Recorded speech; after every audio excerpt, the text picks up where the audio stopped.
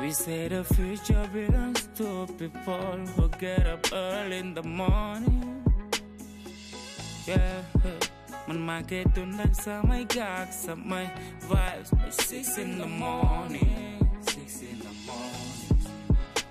Whoa, I play hard, but I got my head up 6 in the morning. Yeah. Man, get to like some gags, some my vibe, but 6 in the morning. Yeah.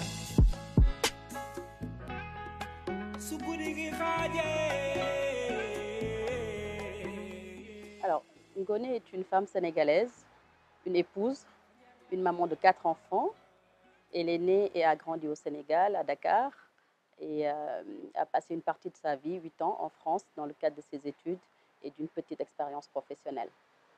Voilà. Sur le plan professionnel, je suis consultante, senior manager au sein du cabinet Mazars, et je suis responsable du pôle Risk and Management Consulting. Alors, mon parcours de formation a été orienté par un choix que j'ai fait étant très jeune. Quand j'étais lycéenne, j'avais un appétit pour les chiffres. J'étais très attirée par les chiffres et donc j'ai opté pour faire la série G. Donc j'ai eu mon baccalauréat au lycée, au complexe Saint-Michel, et par la suite, donc j'ai rejoint la France pour y poursuivre mes études. J'ai démarré avec un diplôme universitaire en sciences économiques à l'université de Nantes. Et donc cette formation a permis de confirmer donc mon goût pour les chiffres, et j'étais très attirée par les matières comptables. Et c'est pour cette raison donc que je me suis orientée vers l'expertise comptable. Donc j'ai participé au concours à l'époque de MSTCF, c'est Maîtrise en sciences économiques et financières. J'ai obtenu le concours, j'ai réussi le concours et j'ai intégré la MSTCF et obtenu mon diplôme à l'université de Nantes. Aujourd'hui, je suis expert comptable, même réaliste, inscrite à l'Ordre des experts comptables de Paris. Alors, vu que j'étais très attirée par les matières comptables, par l'expertise comptable, j'ai orienté ma carrière vers les cabinets d'audit et d'expertise comptable. J'ai un parcours 100% cabinet. J'ai démarré dans un cabinet à Nantes, un cabinet qui appartenait à un de mes professeurs. J'étais étudiante en 2e année et mon professeur m'avait proposé de rejoindre son cabinet pendant mes temps libres pour travailler à l'époque sur les normes IFRS. Alors, après mes études, j'ai rejoint un cabinet à taille moyenne à Paris où je faisais à la fois de l'expertise comptable et de l'audit pendant 3 ans au sein du pôle international. Par la suite, au bout de 3 ans, j'ai décidé de retourner au Sénégal, de rentrer au Sénégal, et le cabinet Mazars m'a accueilli. Donc, quand j'ai intégré le cabinet Mazars, j'ai un peu changé d'orientation. J'ai quitté l'audit et l'expertise comptable pour m'orienter vers le conseil. Donc, au sein du cabinet, j'ai gravi tous les échelons, de junior à senior, de manager à senior manager aujourd'hui. Depuis 4 ans, je suis en charge du pôle Risk and Management Consulting. Alors, Mazars est un cabinet international qui est présent dans plus de 90 pays dans le monde. Au Sénégal, nous sommes plus de 150 collaborateurs, une équipe multiculturelle, une équipe diversifiée en termes de profil. Nous offrons plusieurs services dans les domaines de l'audit, de l'expertise comptable, de la fiscalité, du juridique et du conseil financier et non financier. Alors, le pôle Risk et Management Consulting est le regroupement de 2 activités. D'abord, le conseil en management. Le conseil en management, dans cette activité, nous accompagnons nos clients à se développer et à inscrire leurs performances dans la durée. Donc, nous intervenons sur toute la chaîne de valeur, donc du design organisationnel à la planification stratégique et à l'optimisation des processus. Alors, concernant le pôle risque, nous offrons des services sur mesure aux clients pour renforcer la résilience de leurs activités sur les domaines liés à la gouvernance, à la gestion des risques et au contrôle interne.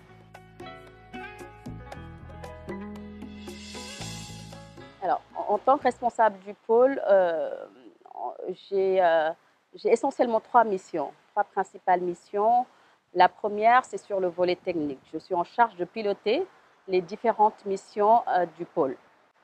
Alors, la deuxième mission, c'est sur le volet management. Donc, je pilote les équipes qui sont sous ma responsabilité.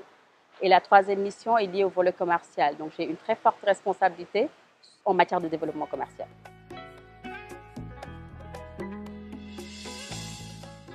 Alors, c'est une question difficile parce que nos journées ne se ressemblent pas forcément. Je peux avoir des journées, par exemple, le lundi, je fais beaucoup de tâches administratives, des réunions de coordination, des réunions de suivi des missions avec les équipes, des tâches liées à la gestion du département, le suivi de la facturation, le suivi du recouvrement, la formation, voilà, des tâches vraiment administratives. J'ai également des journées dédiées aux aspects commerciaux, donc des visites commerciales auprès de certains prospects, la préparation d'offres de services, le design de nouvelles offres de services. Donc, voilà. Et j'ai également des journées de travail, souvent très chargées d'ailleurs, donc soit au bureau ou chez le client avec les équipes. Donc, les journées de travail, il peut s'agir voilà, d'exécuter donc mes propres travaux, de revoir les travaux des collaborateurs, de faire des conférences call avec les clients, parce qu'on a beaucoup de clients à l'étranger, donc nous travaillons beaucoup maintenant avec les réunions virtuelles. Voilà, donc c'est en général des journées très très chargées. Alors, la principale qualité pour le consultant, c'est la rigueur. La rigueur parce que nous avons un métier très exigeant. Ensuite, en tant que consultant, nous devons apporter des solutions à nos clients. Et donc, les qualités liées à cet aspect, donc c'est la curiosité intellectuelle, non seulement, c'est la flexibilité, c'est la capacité d'écoute et la capacité d'analyse. Ensuite, nos missions sont gérées sous forme de projet. Donc, nous devons avoir également une compétence en matière de gestion de projet. Et les qualités intrinsèques à cela, c'est vraiment l'organisation. Il faut une très bonne organisation et il faut être capable de bien gérer son temps parce qu'en cabinet, nous vendons des temps. Alors, on ne peut pas parler de qualité du consultant sans évoquer la relation client. Nous devons bâtir une relation de confiance avec nos clients. Absolument, absolument. Vous savez, gérer une entreprise a beaucoup de synergie avec la gestion d'une famille également. Enfin, c'est vrai que nous avons un travail très prenant avec une charge de travail énorme. Donc, ça impacte forcément sur la vie personnelle. Ça crée un déséquilibre entre la vie personnelle et la vie professionnelle. Mais cela n'empêche pas d'être épanouie. Aujourd'hui, moi, je suis maman de 4 enfants et je me sens totalement épanouie dans le cadre de ma vie personnelle. Donc, les deux sont vraiment conciliables. Alors, je dirais ni l'un ni l'autre. Ni l'un ni l'autre. Être une femme ne doit pas être un handicap dans le cadre professionnel. Il est vrai que les femmes peuvent connaître des absences répétées dues à la grossesse, mais ça ne devrait pas constituer un frein. Moi, personnellement, j'ai connu plusieurs absences du fait de la maternité, mais ça n'a pas été un frein à mon développement au sein du cabinet. Il faut savoir que les femmes ont des valeurs exceptionnelles, ont des qualités exceptionnelles liées à l'organisation, à l'efficacité. Et donc, il faut pouvoir jouer sur ces atouts-là dans le milieu professionnel, justement, pour ne pas que nos absences répétées liées à la maternité deviennent des freins. Donc, mais être une femme ne devrait pas être un frein, mais aujourd'hui, dans certaines entreprises, être une femme peut également être un atout. Pourquoi? Parce que beaucoup d'entreprises aujourd'hui développent des politiques de diversité genre et favorisent la promotion des femmes.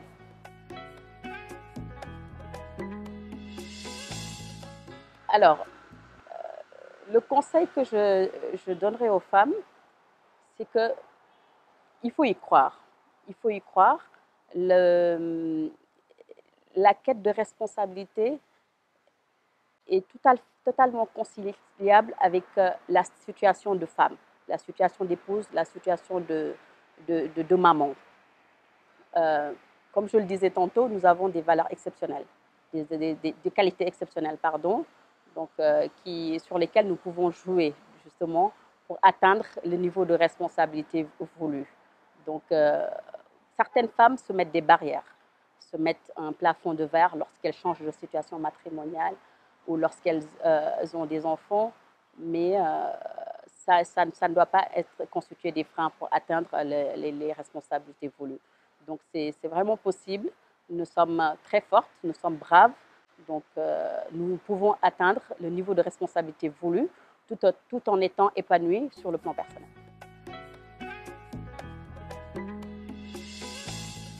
Alors c'est très simple, rester en France n'a jamais été une option pour moi. En allant en France, j'avais pour ambition de revenir au Sénégal juste après mes études. C'est vrai que je suis restée 3 ans après mes études pour acquérir une expérience pratique dans un autre environnement, mais l'option du retour a été toujours, le retour a toujours été ma première option. Donc c'était un choix de retourner, de revenir au Sénégal après mes études.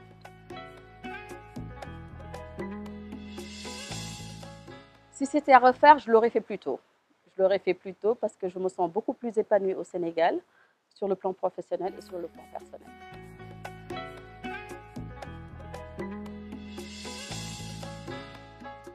Vous remarquerez que je parle beaucoup d'épanouissement parce qu'effectivement, l'épanouissement des travailleurs me tient beaucoup à cœur.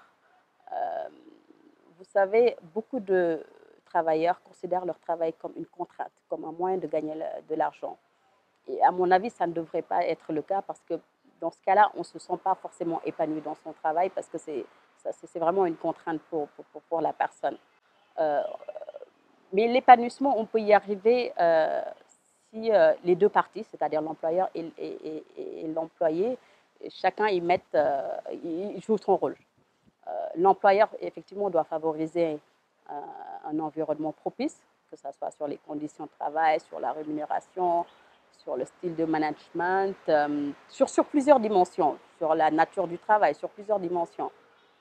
Mais l'employé également doit activer ses propres leviers d'épanouissement pour se sentir bien dans son travail. Donc c'est vraiment quelque chose qui me tient à cœur, mais il faut que les deux parties jouent son rôle. C'est avant tout pour l'employé un état d'esprit. Il faut se mettre dans un état d'esprit positif pour pouvoir atteindre cet épanouissement professionnel qui est important et qui contribue à l'épanouissement personnel. Alors, merci beaucoup à Biramawa pour m'avoir accordé cette interview. Je tiens à vous féliciter pour cette initiative, à vous encourager également. C'est vraiment une excellente chose d'offrir cette tribune à ceux qui veulent partager leur expérience non seulement, mais surtout de permettre aux jeunes de s'inspirer de leurs aînés. Donc je pense que nous aurons tous aimé disposer de cette tribune lorsqu'on était en quête de vocation. Et aujourd'hui, Biramawa offre cette opportunité à tous les jeunes. Donc bravo à vous et merci beaucoup.